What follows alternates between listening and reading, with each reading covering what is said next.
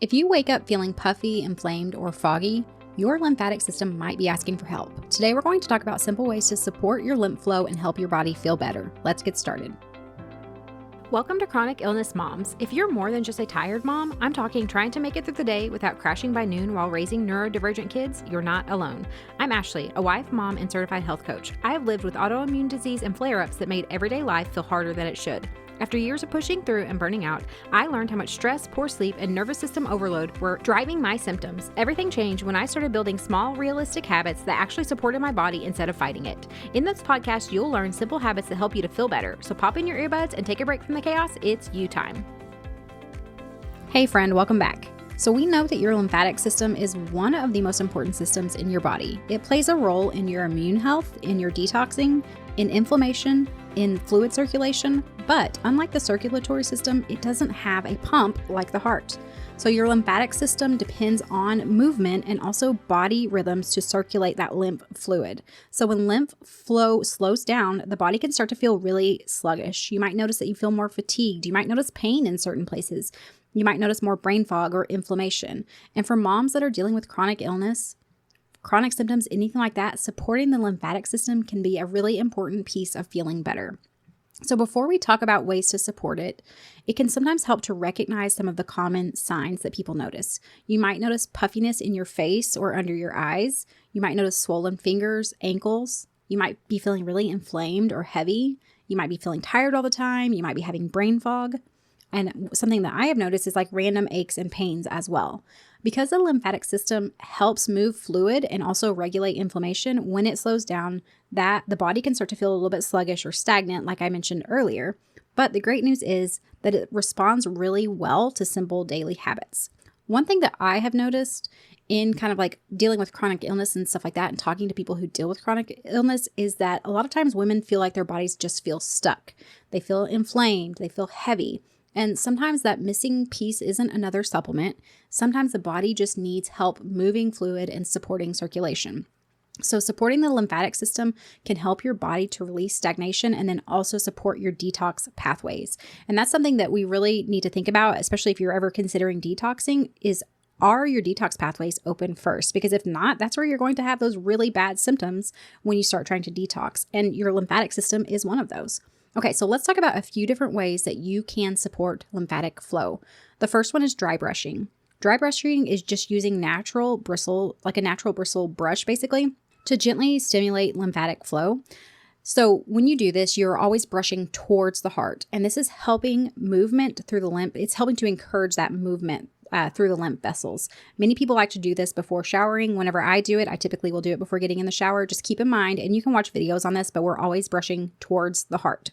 Okay, the second thing you can do is movement. Now, we know, again, the lymphatic system does not have a pump, so it relies heavily on movement to get things flowing. So activities like walking, rebounding, swimming, stretching. I also love my vibration plate for this. I will stand on it. I will put my arms on it. I will sit on it, and I feel so much more energized. I feel like everything kind of loosens up. My muscles, it's so funny because I have certain areas in my body that I can tell if like my lymph is backed up. I get pain in those areas, and when I jump on the vibration plate, I will notice that those areas feel so much less tense, less tight. So doing these things consistently is going to help to push that lymph fluid through those lymph vessels so that things get flowing and moving as they should be. And even just gentle daily movement, like stretching, can make a difference. Okay, the third thing we need to focus on is hydration. Hydration is so important for so many things. We know that lymph fluid is made up largely of water. So if you're dehydrated, that lymph fluid is going to become thicker, which means it's not going to be able to move as easily. It's going to be moving more slowly. So drinking enough water is going to help that lymph to move through the body more easily. And of course, with water, we're always aiming for at least half of our body weight in fluid ounces of water a day. So if you are 160 pounds, you're aiming for 80 fluid ounces of water per day. Okay, the fourth thing is doing a manual lymphatic massage. So again, you can look at graphs and see where the largest clusters of your lymph nodes are, but I'll share a couple areas here. And basically doing this gentle lymphatic massage can help to stimulate the flow in the areas where the lymph nodes are concentrated. So common areas include your neck, your armpits, and then the groin. And even this light massage can help to support that circulation and get things flowing again. One thing that I like to add in with this is by using like certain herbs or creams or stuff like that. For example, I formulated a lymphatic support cream, which has herbs in it that are infused into the oil that are really generally just used for lymphatic wellness. It includes things like dandelion root and cleavers, which are commonly used to support lymphatic flow. It also has ginger to encourage that circulation.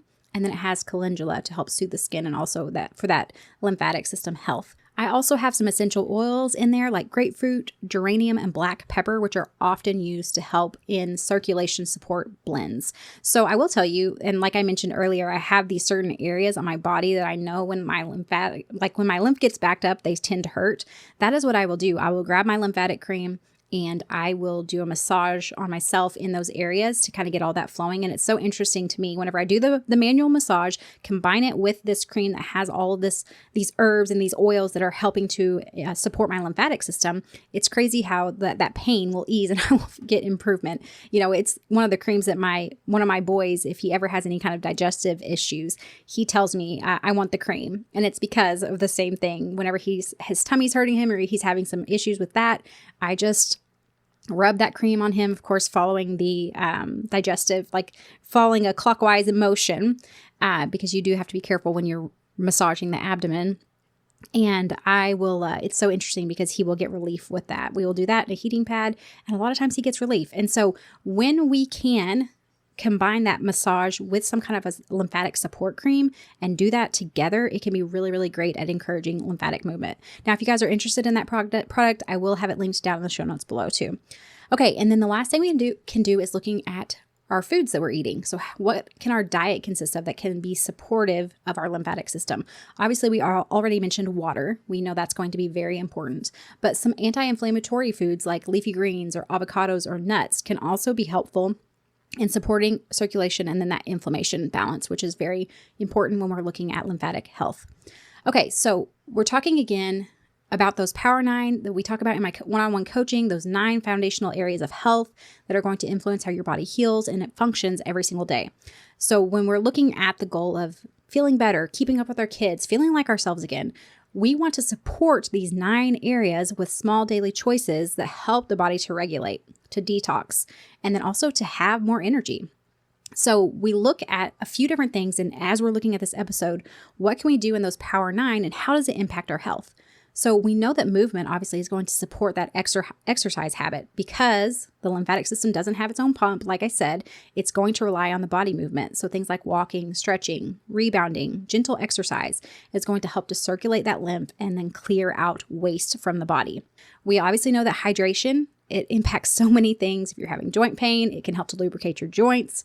It's going to support that water habit from the Power 9. Since lymph is largely made of water, so when we focus on the Power 9 habit of getting enough water, then the lymph it's not going to be getting thicker. It's not going to be moving slowly. It's going to be able to flow as it should, along with all the other benefits we have from being well hydrated, which is going to help us to feel our best. Okay, so we know that, of course, if we're also focusing on anti-inflammatory foods, that's going to support the food habit and also really the stress habit because we're creating less stress on our body when we have less inflammation in our body. So focusing on foods like leafy greens, healthy fats, whole foods is going to make such a meaningful difference over time. When we are finding these small habits that we can do and we are doing them consistently in small steps over time, we're giving the lymphatic system the tools that it needs to do its job, which is to help the body to clear waste, to regulate inflammation, and then just to support overall health and energy. It's so interesting to me when I get on my, I have to be careful when I get on my vibration plate because I can't do it too late in the evening. Because if I hop on it and it's too late in the evening, it wakes me up and I cannot rest. I don't settle down as quick as I normally do. So it's so interesting when you start doing these things and you start testing things out and you realize how much some of these things make an impact on your overall, first your overall general rhythms of your life and routines of falling asleep and all that, but also me realizing if I'm kind of hitting an afternoon slump, I can just jump on the vibration plate and typically it gives me an energy boost for a couple of hours. So finding these things that help you is going to be so impactful as you begin working towards trying to keep up with your kids, trying to feel better, trying to just feel like yourself again. So keep that in mind. And of course, if you want to talk through any of this with me, I do have my one-on-one coaching, which you can find at ashleybraden.com/coaching, or you can go to the link down in the show notes below. And I just want to encourage you, if your body has been feeling sluggish, inflamed, or tired all the time, we know that these small habits can make a difference. So I want you to pick one of these and just try one of them this week. Maybe you're going to start going for a walk. Maybe you're drinking more water. Maybe you're doing dry brushing. Sometimes just those little things can help your lymphatic system to really start flowing again. All right, friends, that is all for this episode. I hope you guys have a wonderful week, and I'll see you back next time. Hey friend, I hope you found today's episode helpful. If you did, would you take a minute to share it with another mom who's struggling with chronic symptoms? And leave a review on Apple Podcasts. It means the world to me to know this podcast is making a difference for you. All right, it's time for me to go tackle those snack requests, and remember that a short walk, even if the kids turn it into a race, still counts as self-care. Keep chasing those little wins. Even when it feels messy, you're making progress. The information shared in this podcast is for educational and informational purposes only and is not a substitute for professional medical advice, diagnosis, or treatment. Always consult your healthcare provider before making any changes to your health routine. I'm not a doctor, and this podcast is not intended to treat or diagnose any condition. You're the expert on your body. Listen to it and reach out to a trusted provider for support.